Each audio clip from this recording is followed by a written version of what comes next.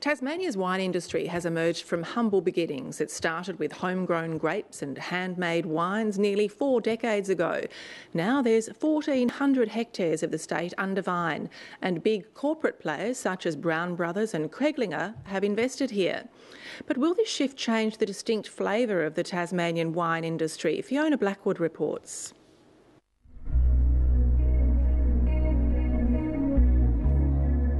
John Ostwick has enjoyed some of the world's best drops, but this bottle is special. It's his last homemade vintage, and he's sharing it with the man who helped plant his vineyard more than 30 years ago, Julian Alcorso. This is, one of the traditional Cabernet. Yeah, traditional Cabernet, but one of the few areas in Tassie that can grow Cabernet and ripen Cabernet, and I think that's, this is a good testament to that. The Cabernet-friendly part of Tasmania is the hamlet of Cranbrook on the east coast. It's where John Ostwick decided to establish the Craigie No Vineyard in 1979. And I've got now 6 or 8 clients on the east coast, and I would say our best grapes are now coming from this area. But there was a time when the neighbouring farmers thought John Ostwick was mad for growing grapes instead of grazing sheep. I was a bit of a laughingstock around the district, I must admit. Who's that fool planting vines? Undeterred, he built a shed on the property and started making wine himself. How would you describe your style of winemaking, do you think? Oh, peasant-like and hands-on. Simple as that, And his reason for doing it was pretty simple too. He'd enjoyed some good French reds when he was working as a dentist in London. Let's move on, Rothschild. In my opinion, if you've got a bottle of that, you're in heaven. He wanted to taste heaven again when he moved to Tasmania. We made our first vintage, which I think was 11 bottles, which Julian Alcorso helped me make. My daughters trotted in a rubbish bin, and we went on from there.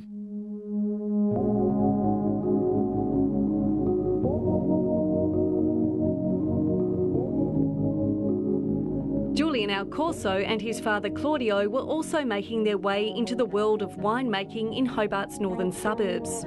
Totally hit and miss. It was learning on the run. It really was.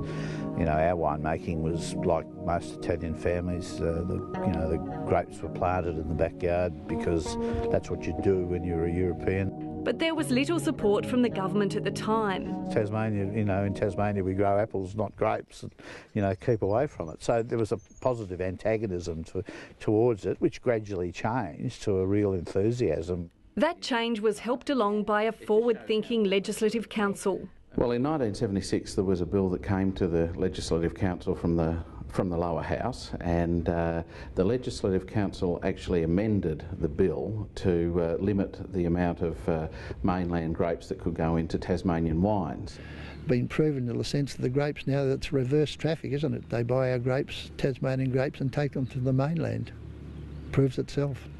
Now Tasmanian grapes attract a premium price. A tonne of Pinot Noir grapes grown in Tassie will sell for about $3,500 to $3,800 for a tonne. The average price of grapes on the mainland is somewhere in the order of $300 a tonne. It's helped the industry grow. There are now 230 vineyards in Tasmania. We have 160 licensed producers, so I guess they're the producers that really produce their own label and are in a position to actually market their wines to consumers. Springvale Winery is one of them. It's one of 8 vineyards now in Cranbrook where John Ostwick started it all. Back then, when my father-in-law Rodney and his wife planted the original vineyard here, they didn't drink wine. It was really just a diversification from cropping and sheep. Like a good vintage, the business is getting better with age. We're finally starting to get some vine age. Our oldest vines are, 25, and they're really only now starting to show their potential. Family-run vineyards are still common in Tasmania, but lately there's been some buy-ups by big corporations. The biggest announcement in recent times was the acquisition by Brown Brothers of the Tamar Ridge Estates portfolio. Kreglinger owns Piper's Brook in the Tamar Valley, and several high-profile South Australian wine companies have bought vineyards here, and that's just to name a few. Is there a risk, though, that Tasmania might lose some of its charm because of this interest from big investors? I think we have a long way to go before that would probably happen. In fact, many in the industry believe it can only help.